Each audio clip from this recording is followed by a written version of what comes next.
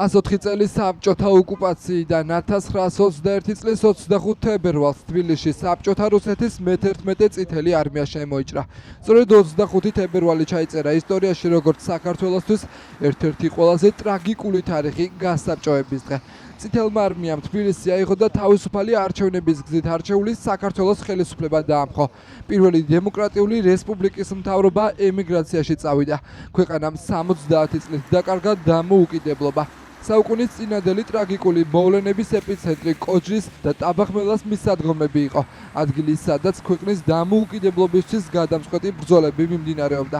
საბჭოთა ოკუპაციის დღესთან დაკავშირებით გორის მუნიციპალიტეტის ადმინისტრაციულ შენობებზე სახელმწიფო დროშები დაშვებულია. სახელმწიფო დროშები ასევე დაშვებულია მთელი ქვეყნის მასშტაბით სხვა ადმინისტრაციულ შენობებზე. როგორც მოგეხსენებათ, საბჭოთა ოკუპაციიდან გავიდა 104 წელი.